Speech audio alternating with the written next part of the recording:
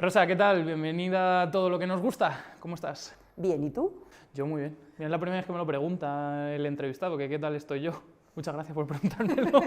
Gracias a ti por preguntármelo a mí y encantada de estar con vosotros. Muy bien. Bueno, en esta semana normalmente la gente me pregunta que a quién voy a traer y yo, claro, decía a Rosa.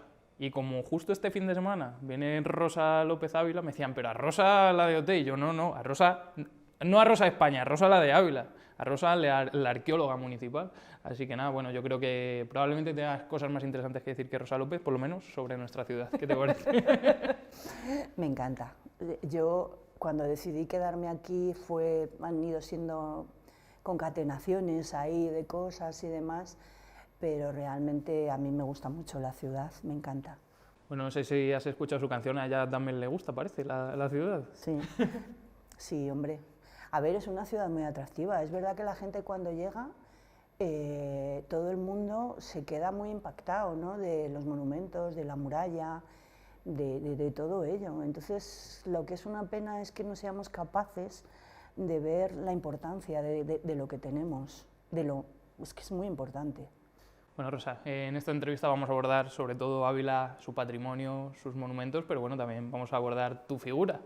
Rosa, hablábamos, tu familia es cántabra, pero tú naces en Madrid. ¿Por qué esto?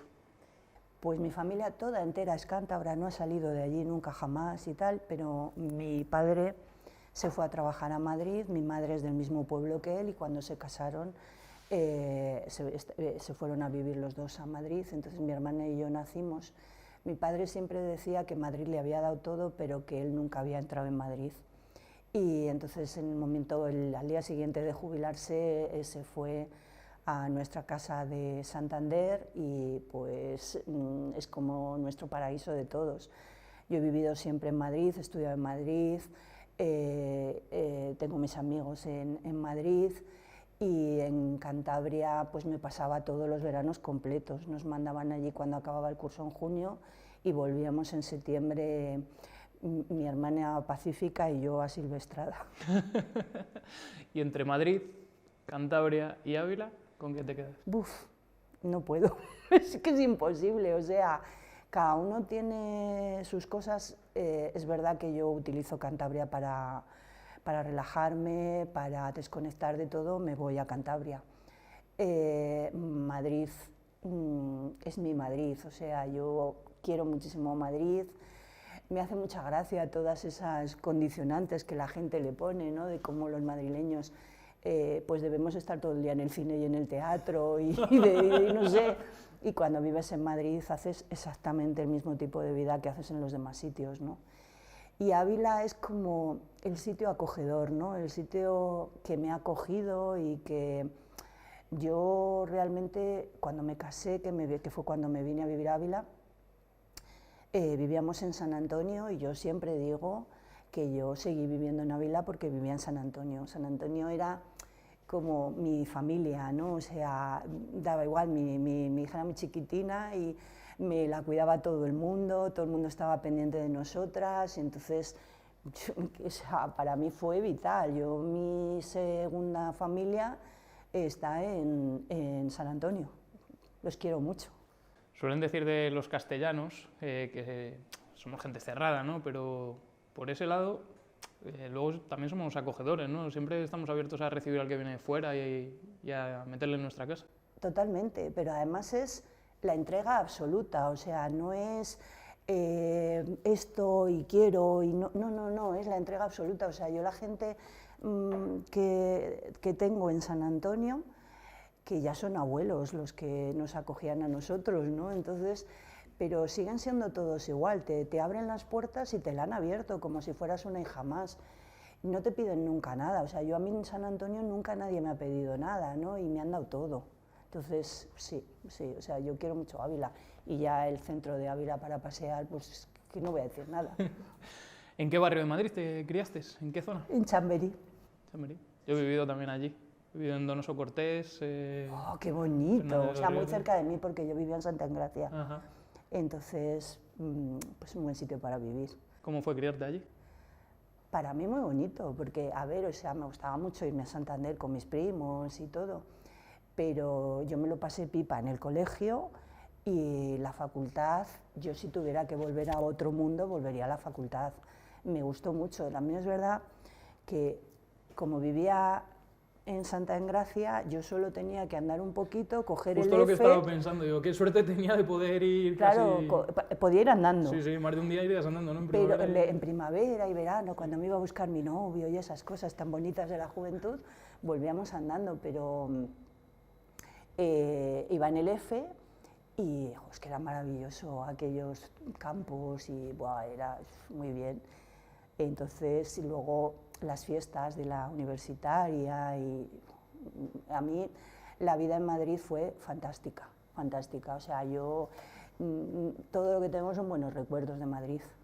¿Y en qué momento decides encaminar tu vida hacia el mundo de la arqueología, hacia el mundo de la historia, etcétera? Pues es que hay una cueva, que es la Cueva del Pendo, que tiene arte prehistórico, que está en mi pueblo de Santander.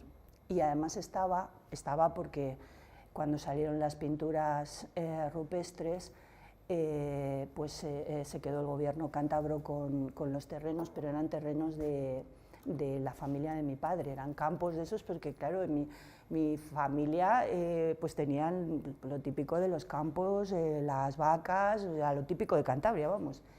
Y entonces, pues con mis primos entrábamos en la cueva. Entonces la cueva la excavó, la descubrió también Sautola, y al final de la cueva pues había un alca real, que las alcas desaparecen como en el 8000 a.C., por ahí, en un momento de final de interglaciar y tal. Y entrábamos y saltábamos y brincábamos y claro, estaba todo lleno de trocitos de las excavaciones que habían ido haciendo allí, y a mí me apasionaba. Yo ahora mismo pienso cómo era capaz, porque para entrar allí la cueva tiene una boca enorme, pero tenía todo estalactita y estalagmita, entonces las estalactitas las volaron después de la Guerra Civil, porque había riesgo de caída, porque allí se refugió la gente y tal, ¿no? Entonces volaron las estalactitas, entonces entrabas pisando piedras, no sé qué, no sé cuál, y para llegar a este sitio donde está el Alca es como la cola de caballo de Altamira, ¿no? Que primero entras rezando, luego te pones de pie y vas de lado, claro, yo era la mitad que ahora, y luego vuelves a rezar otra vez y ya al final llegas como a una especie de mini caverna, pero mini caverna donde están grabadas las alcas, es un grabado. Entonces, pues era fantástico. Y yo ahí ya decidí que quería ser arqueóloga y prehistoriadora además. Pero luego encima, ya siendo arqueóloga municipal, pues un día que estábamos en Santander, dijo mi cuñado, podíamos ir al Pendo porque he leído que acaban las excavaciones ya, a lo mejor a ti pues te lo enseñan, no sé qué, y es verdad que yo conocía arqueólogos de Cantabria que encima estaban excavando. Y entonces cuando llegamos a la cueva, antes de entrar, porque vas pasando por los Avellanos, eso es un sitio que yo os lo recomiendo a todos, cuando vas llegando están los arqueólogos y nos para el arqueólogo, el que yo conocía, y dice, que era el director además, y dice, porque estaba un equipo de Santander con Madrid, y dice, Rosa, es maravilloso que hayas llegado, párate por favor, vosotros no podéis entrar, les dice a todos los otros, y dice, necesito que entres con nosotros. Y entonces entro y me dice, es que te vamos a poner la linterna grande y dinos si ves algo. Y entonces hacen así, había, claro, eso no se veía, ¿no? Hay como una especie de abrigo que cuelga y hacen así con la linterna. Y entonces, bueno, mira, se me ponen los pelos de punta. Digo, no. Y dice, ¿qué has visto? Y digo, cabras. Y dice, y entonces me pusieron 2 reflectores y se veía un friso completo de cabras del Magdaleniense inferior, o sea, más viejas que los bisontes, que están todas las cabras en el friso, todas como que van o a beber o lo que sea. Entonces, claro, ellos lo acababan de descubrir, era el último día de la excavación, estaban limpiando los perfiles de las excavaciones antiguas, porque excavar en cuevas de lo más lento y lo más difícil que hay, porque es a milímetro, igual que lo de Atapuerca, ¿no? Entonces, cuando llegan, están haciendo ese dibujo que nosotros hacemos, que se tarda con los metros y tal, y el chico que estaba con la iluminación se aburría y empezó a hacer así y dice, que hay ciervas, que hay ciervas. Y dice el otro, porque uno de los bastones de mando más importantes que hay en el mundo es el bastón de mando de la Cueva del Pendo, que son 2 ciervas grabadas preciosas, naturalistas, y entonces dicen, venga ya, deja de tomar el pelo, no sé qué, no sé cuánto, y va, entonces y le dice que sí, que mirando. Entonces, claro, ninguno de los que estaban, que ya solo quedaban 2, se lo podían creer, porque era todo como, ¿pero qué es esto? Y así así vi yo las cuevas, las pinturas que acababan de descubrir. Luego han hecho una intervención para llegar a la cueva, que a mí no me gusta nada, pero bueno.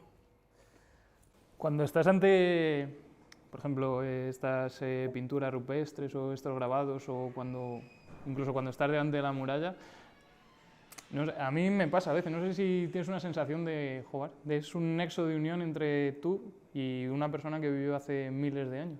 A mí siempre me pasa, por eso lo vivo casi todo tanto, ¿no? Porque me implico mucho, claro, yo al final aquellos dices, pues que sí, son mis ancestros, que han estado aquí pintando, porque tanto la familia de mi madre como la de mi padre son de ese pueblo, así para atrás, hasta llegar al... Entonces, claro, pues es como algo maravilloso, como algo tuyo, y claro, cuando me pongo delante de la muralla lo mismo, porque yo ya sé que siempre me decís, pues que cada día descubro una cosa diferente, es que nunca puedo pasar con ella y decir, ostras, pero yo esto estaba aquí, no puede ser si esto... Y entonces ya mis engranajes empiezan ahí a toda velocidad y eso. Bueno, Rosy, ¿cómo acabas tú aquí en Ávila? Pues porque mi novio acabó la carrera de ingeniero industrial y se presentó a una cosa de empleo, o sea, una entrevista de trabajo en Nissan y le mandaron aquí. Entonces, cuando yo acabé la carrera, nos casamos y me vine a vivir a Ávila y lloraba lo que no está escrito, porque cambiar Madrid, la universidad, la familia, el entrar, el salir, las tiendas, y venir aquí, me pasaba la media vida en Añilical, que era entonces Añilical, y luego, pues eso, encima vivía en San Antonio en unas casas que dan a la vía. Cada vez que veía pasar el tren destino Madrid empezaba a llorar, yo no sé cómo no se separó de mí, es verdad, porque decía, pero Dios mío, ¿qué he hecho con mi vida? Pero, hombre, tú trabajas en un campo en el que en Ávila tienes bastante filón, ¿no? Por otro lado. La primera cosa, un invitado a mi boda, que era un pariente de mi padre, era profesor en la Escuela de Periodismo de Madrid, era catedrático de periodismo. Y entonces le había dirigido la tesis a un señor de aquí, que tenía mucha vinculación con la enseñanza y tal. Entonces me dijo que le llevara el currículum de su parte. Pues, bueno, yo me vine aquí recién acabada la carrera. Y entonces cuando le di el currículum me dice, dice, ay, muy bien, Rosa, muy bien, qué buenas notas, no sé qué, no sé cuál. Pero tienes que tener en cuenta que tú tienes un marido que te alimenta y que hay mucha gente que necesita trabajo. Tú realmente no lo necesitas, tienes que entenderlo. Esa fue mi entrada triunfal en Ávila. Entonces, claro. Normal que llorase cuando viese el tren, ¿no? ¿Has notado, bueno, que por ser mujer alguna vez te han tratado de forma diferente trabajando? Sí, en las obras, sobre todo en las obras, cuando era autónoma, pues sí, tenías que aguantar cosas, pero bueno, tampoco puedo decir, como tengo el carácter que tengo, tampoco puedo decir, porque unas veces no me enteraba y las otras, con mandar a tomar por saco, pues ya estaba, ¿no? Pero sí que existe y pues, yo no sé por qué tenemos que aguantar determinado tipo de cosas, ¿no? ¿Está cambiando esto? Sí, yo creo que sí. Pero, ¿sabes qué pasa? Que también hay, sobre todo en las obras, ¿no? Había muchos hombres que no entendían, y yo defiendo, totalmente que la igualdad es precisamente la convivencia, clara y el uso del cerebro como tú quieras, ¿no? Pero porque yo he tenido un padre y un marido que siempre me han incitado a que fuera independiente, absolutamente independiente, y siempre, o sea, siempre me han apoyado en todo lo que he ido decidiendo de mi formación y de todo. Entonces yo eso lo reconozco, pero luego hay otros sectores que muchas veces no entienden. Yo me quedé viuda muy joven, entonces que tú optes por un tipo de vida, o sea, es una decisión, ¿no? Al final es un dolor muy fuerte y tú optas. Y hay mucha gente que esas cosas pues no las entiende. Y en ese periodo, desde que llegas a Ávila hasta que entras en el ayuntamiento como arqueóloga municipal, ¿qué haces por aquí? A ver, fue muy bonito, pero muy duro, muy duro, porque claro, era ir teniendo trabajos puntuales con un bebé que sacar adelante y tal, entonces bueno, pues fue muy duro, pero es eso, muy bonito porque al final la gente te apoyaba, no sé, o sea, la convivencia con la gente y todo esto. Y en las obras luego, pues a mí la arqueología es que siempre me ha encantado, ¿no? Y bueno, yo me acuerdo cuando hice la primera excavación que yo hice en Ávila fue el aparcamiento del Rastro. Y entonces, pues bueno, hasta llegar al nivel de abajo de todo es un relleno del siglo XX y abajo de todo había platos con el anagrama de Franco.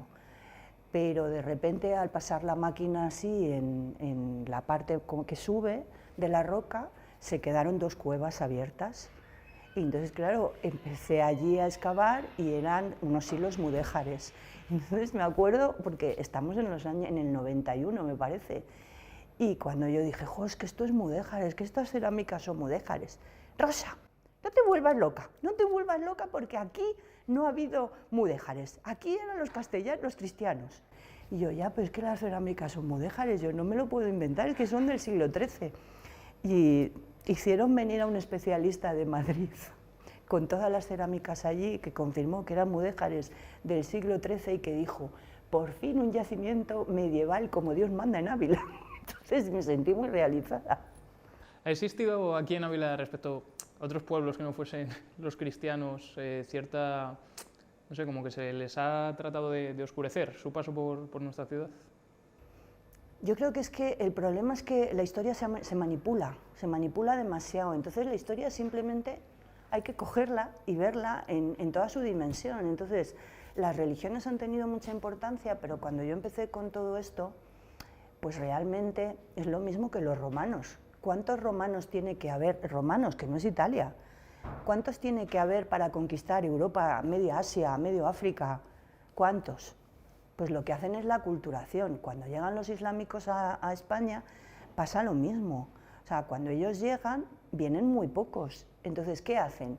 Prometen, o sea, al que se convierta al Islam le dan tierras y dinero. Entonces, en esos momentos, pese a todo lo que se piense, el cristianismo no tiene esa fuerza, ni tiene nada de nada. Entonces, hay muchísima gente que se convierte y de hecho, pues seguramente, porque hay movimiento, pues seguramente alguno habría, pero la cantidad de gente cristiana que se convierte es altísima en toda la península y eso está estudiado. Entonces, yo creo que aquí la convivencia fue muy buena, fue buenísima, vamos, buenísima, tendría sus picos, pero como lo ha tenido todo en la vida. Y de hecho, la tumba de la inscripción que hay en el museo no me acuerdo, de Abdala el Rico, y yo encontré en su momento en el Archivo General de Simancas el expediente en el cual le piden ayuda a los reyes católicos porque no se fían de sus justicias. Entonces está todo el proceso judicial en Simancas de cuando matan a este, que le mata a otro musulmán que era Mojarrache. Y entonces, bueno, es todo, pero además la historia, como es tan repetitiva, le condenan a la viuda, le condenan a muerte y luego le condenan a la viuda a pagar las costas del juicio. Y entonces ella le dice a los reyes católicos que esa familia es muy rica, que por favor le condone la deuda, y los otros le piden a a los reyes católicos que le pongan escolta porque les están amenazando. Entonces, pero era entre ellos, y hay más heridos dentro de más expedientes en el propio cementerio musulmán cuando estaban rezando, que iban y pasaba esto, ¿no? Entonces, y luego respecto a los judíos, a mí siempre hay una cosa que es pues eso, la manipulación de la historia, porque nosotros cuando los reyes católicos hacen el decreto de expulsión, hay un decreto de expulsión para cada una de las ciudades y el de Simancas, entonces solo se conserva el de Ávila de ciudad y el de Simancas, pero no hacen uno, hacen 4. Entonces el decreto de expulsión va acompañado de otro decreto en el que se da la orden de protección a los judíos que no se conviertan.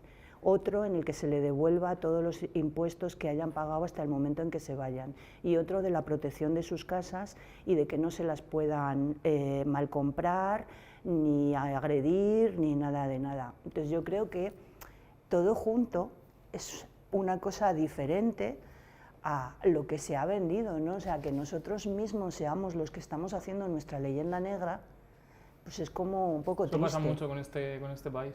Totalmente, o sea, es que las matanzas de los hugonotes son muchísimo más fuertes que lo que nosotros hemos hecho y eso no pasa nada, ¿no?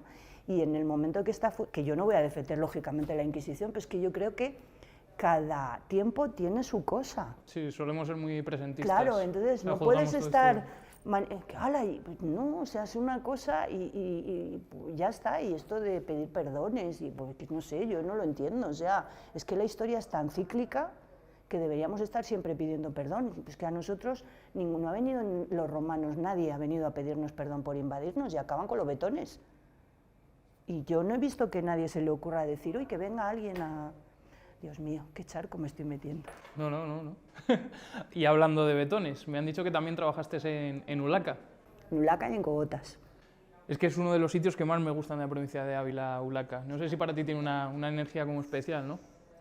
Mira, yo empecé en Cogotas, recién acabada la carrera.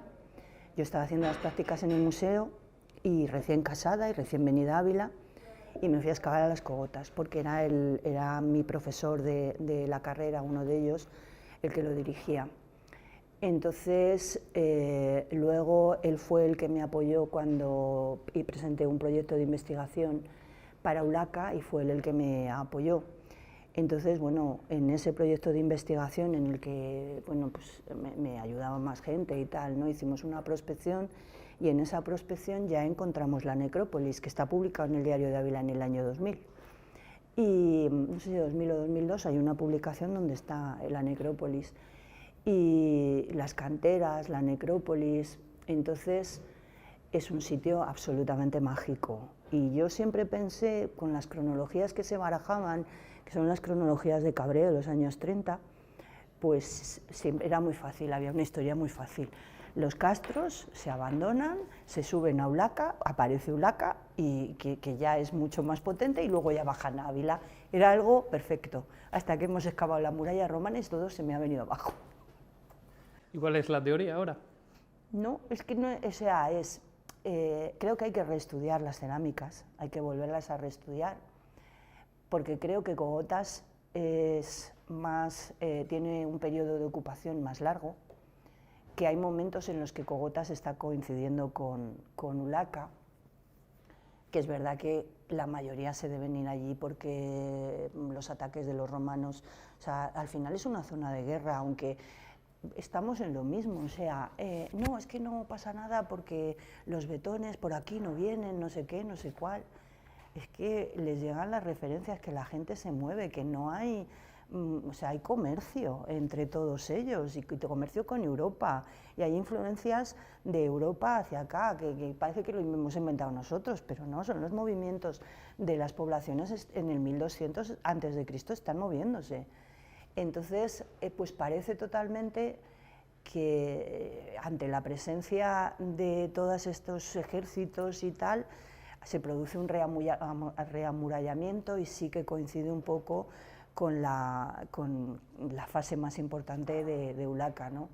Pero cuando excavamos y yo siempre lo he mantenido, siempre he mantenido y además yo decía, bueno, es que es muy fácil también, Ulaca, si tú le pones el af en latín, es desde. Si tú a Ávila le pones af, era af ula, pues le falta la K. Pero esto es todo cosa mía porque, claro, te lo cogen los especialistas y te lo desmontan, ¿no? Pero cuando excavamos en la muralla, hay un trozo de la parte de la muralla romana que se juntan dos cuadrillas que están trabajando, porque cronológicamente es el mismo momento por los suelos y por todo. Y el lado que viene desde el lienzo norte hacia la puerta del río, pues hay un trozo que tiene la tipología de las piedras cogoteñas. Entonces eso nos hace replantearnos muchísimas cosas, ¿no? ¿Qué pasa? Que como la piedra es más fácil de traer desde allí, van a buscarla, porque tienen carretas. Es que son unas poblaciones organizadas, o sea, cuando alguien tiene esas necrópolis y tiene esas estructuras de poblado con las murallas y con todo, es porque hay una organización y tienen una cosa como son los berracos, ¿no? que están organizando terrenos. Entonces a mí, claro, cuando ves lo que han hecho los franceses con los galos, ya no por Asteris, sino porque vayas donde vayas son galos, y te ponen un galo ahí a Vercingetoris, le ponen ahí como, vamos, eso es una cosa impresionante. Y nosotros no, pues nada, y es que son contemporáneos y viven igual y son iguales, no es algo diferente. Bueno, Rosa, si te parece hacemos un descansito y volvemos a hablar después de la publicidad, ¿te parece? Vale, me parece bien, bebo agua.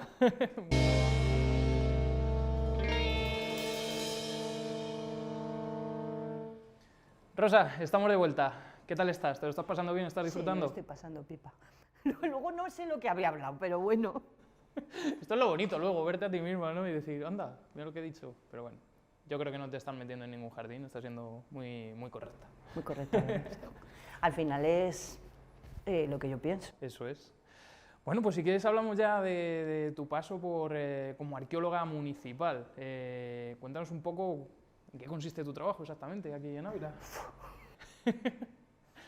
Unas pinceladas, no hace falta que nos lo expliques todo. Pues llevo la arqueología de todo el término municipal. Entonces, todas las licencias de obra mayor las tengo que informar y algunas de obra menor también. Y las zanjas, por ejemplo, pues todas las tengo que informar. Entonces, la gente piensa que solamente hay intervenciones arqueológicas en el conjunto histórico y más concretamente en la muralla. Pero lo cierto es que hay yacimientos desperdigados por todos los sitios, o sea, en el camino de Sonsoles, en el Cerro Herbero, en el Tiro de Pichón, hay yacimientos por todos los sitios. Sí, prehistóricos, romanos, entonces medieval muy poco.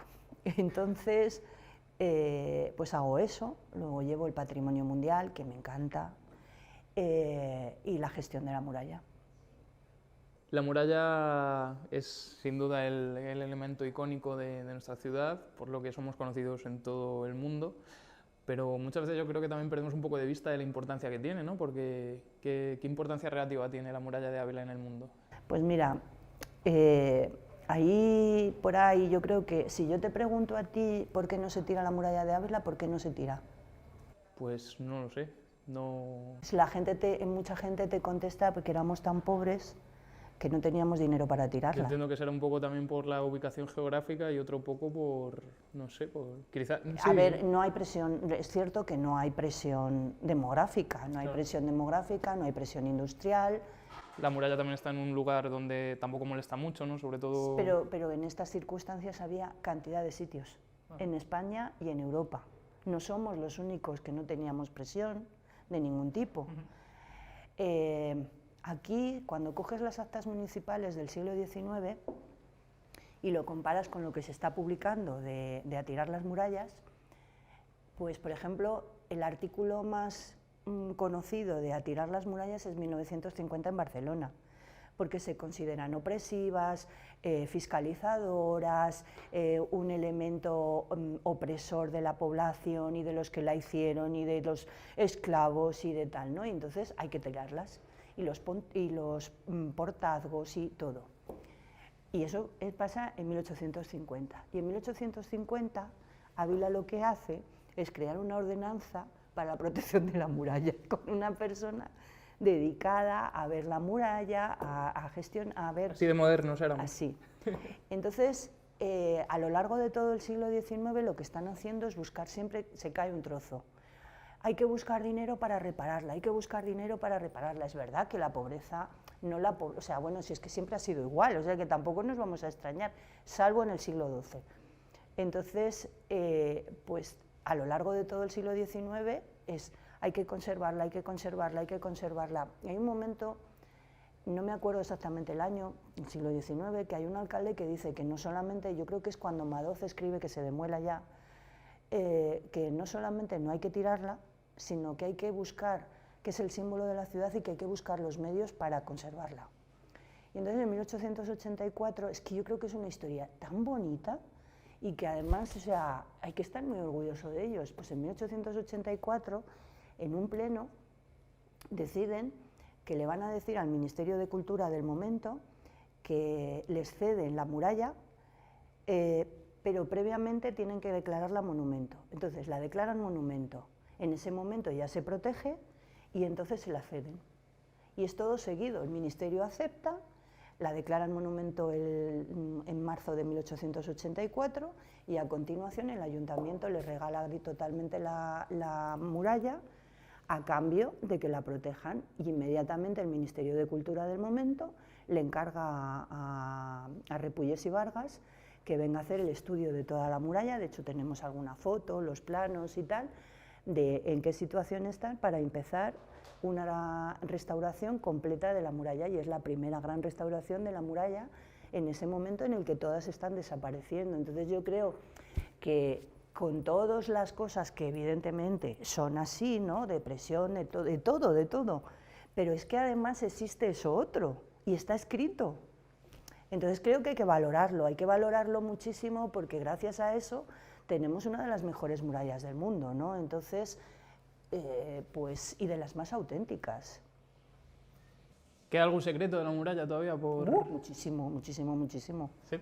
Sí, muchísimo. De hecho, yo, cuando hicimos la excavación del lienzo oeste, que es cuando salió la muralla romana, vamos, yo estaba convencida de que ni había muralla romana allí. Yo era ya como Santo Tomás, yo no me lo creía. Lo que no veo no me lo creo. No, y como ya habíamos excavado por muchos sitios, es verdad que salía el yacimiento romano, está, porque siempre en el fondo de todo encontramos el murito de medio metro con las sigilatas y tal, todo muy bien colocado, sin alterar y tal. Habían salido los mosaicos. Pero la muralla, no decías, bueno, pues es que además al final César los manda a bajar, ¿para qué iban a hacer la muralla y tal? Pero mira, va a ser que sí, que tenemos la muralla romana, y además en el mismo año excavamos en el oeste y en el este, con lo cual nos da que el perímetro era el mismo, porque los dos, el lienzo sur y el lienzo norte, están apoyados en la barrera granítica, con lo cual es así. ¿Y cuando apareció esa muralla romana? Que no me lo podía creer.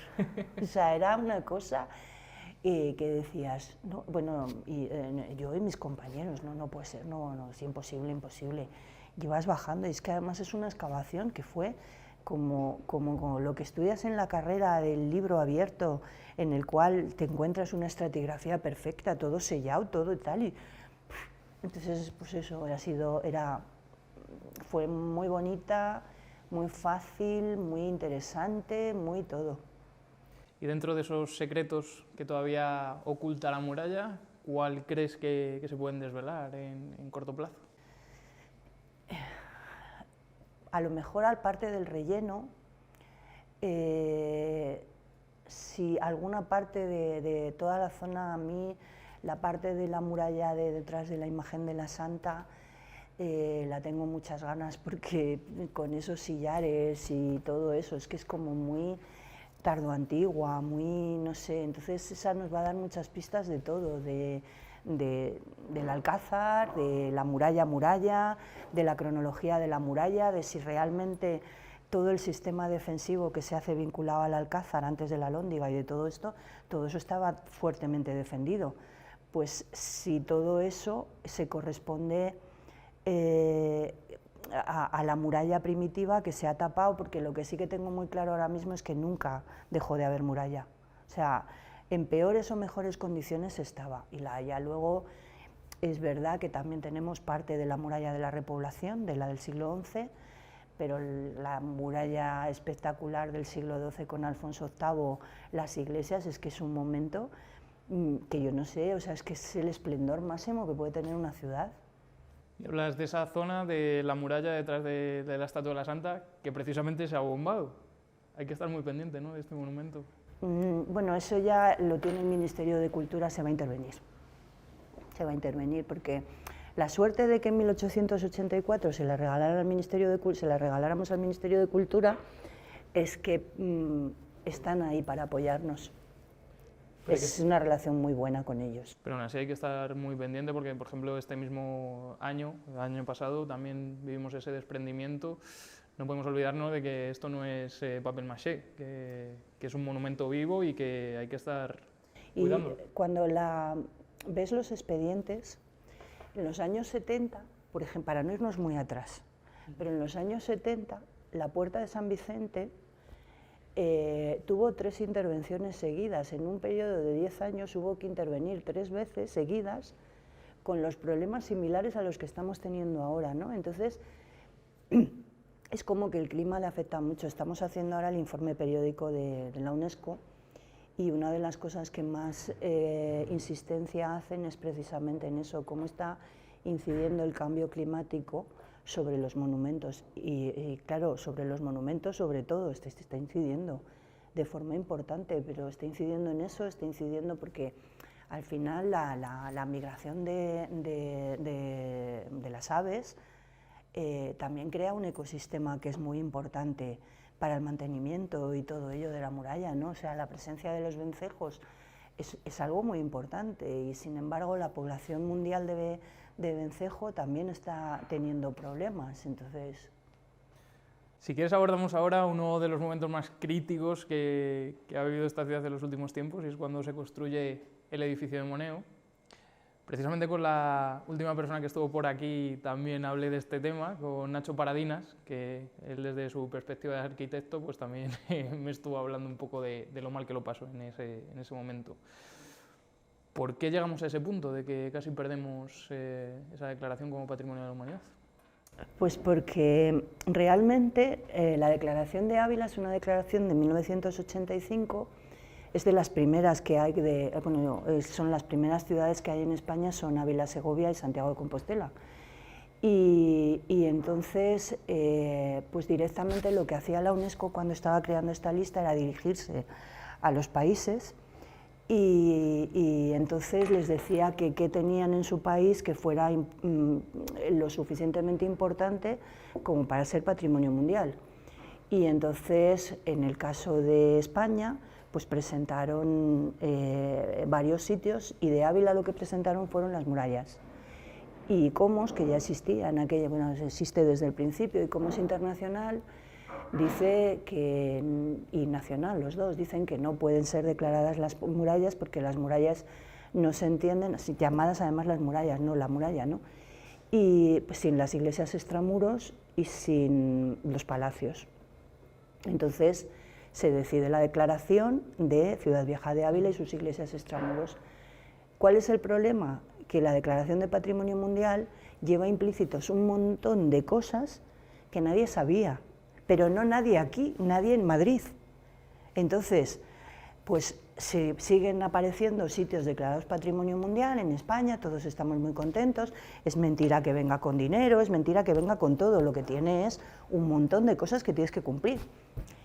Y entonces, pues hay un artículo, en el año 2005, crearon unas directrices prácticas de aplicación, ellos ya en su normativa, a mí esto me coge neófita del todo, yo no tenía ni idea de nada.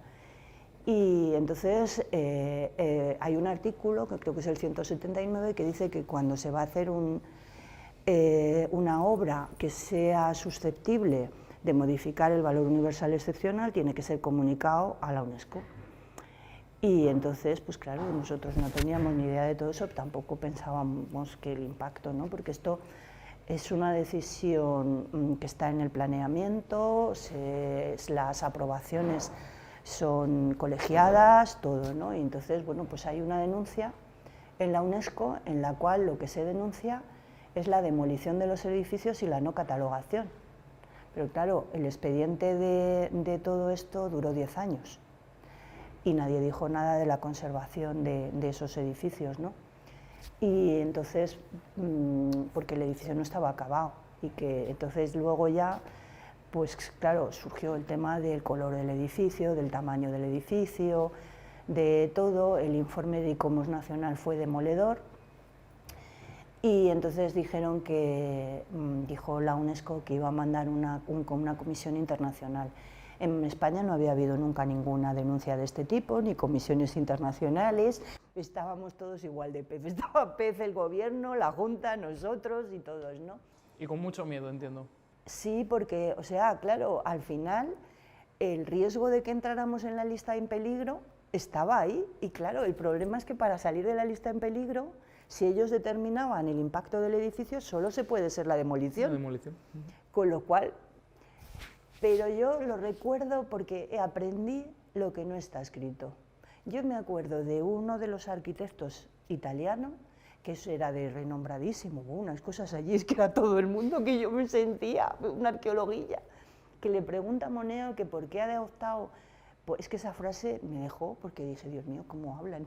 Le preguntó que por qué había elegido un tipo de construcción pública para un edificio privado.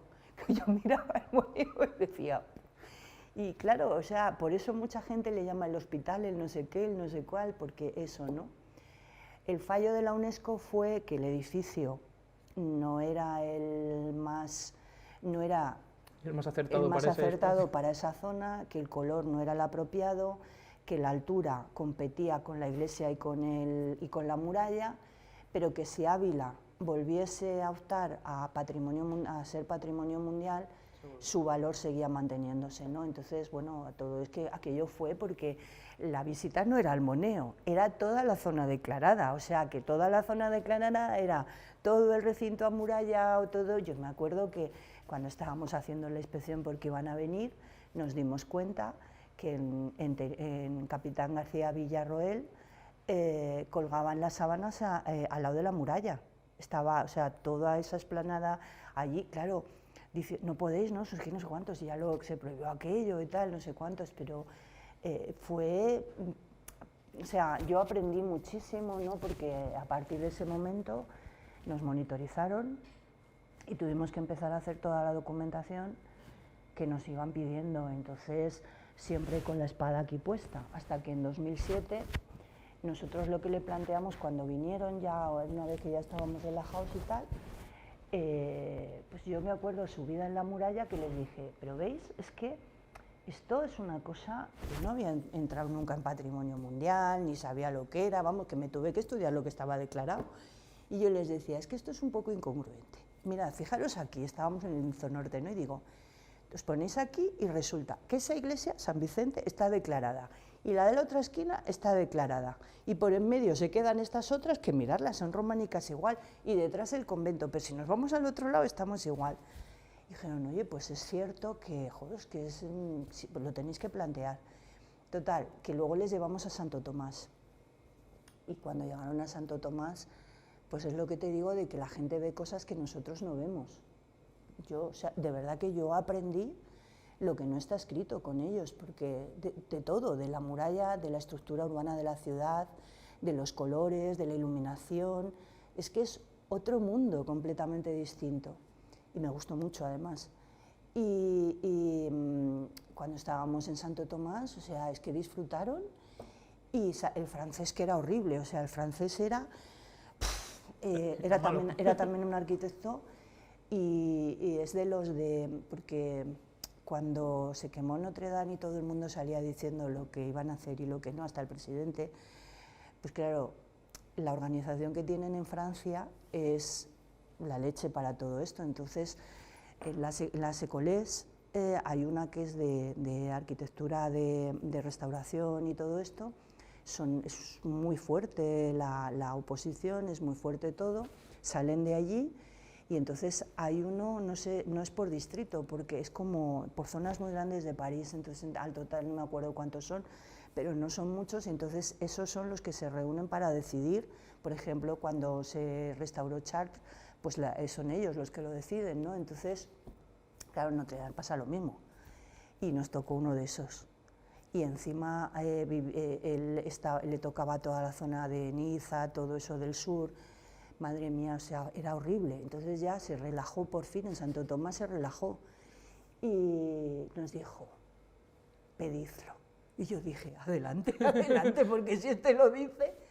Y entonces se podía hacer, ahora ya lo han quitado también, pero se podía hacer una ampliación siempre que no superases el 10% de lo que tenías declarado, y esa era una ampliación menor.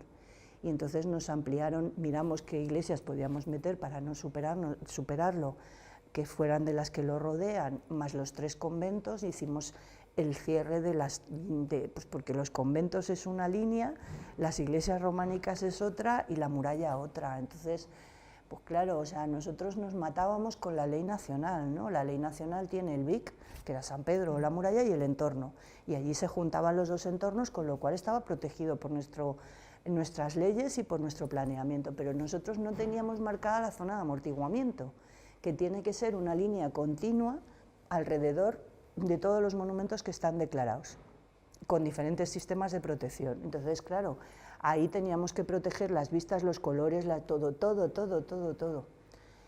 Entonces, pues aprendí una cosa que me encanta, que es que no estamos, o sea, que no podemos hacer cosas en la ciudad que puedan estar en cualquier sitio, de cualquier lugar, de cualquier parte. Tenemos que ser muy exquisitos. Me encantó eso. O sea, esto puede estar en cualquier sitio, de cualquier lugar, de cualquier parte.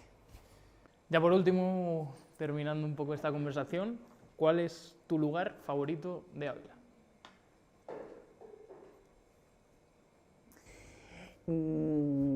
Caprotti. ¿Caprotti? La muralla me encanta, o sea, la muralla es, pues eso, pero Caprotti me parece un sitio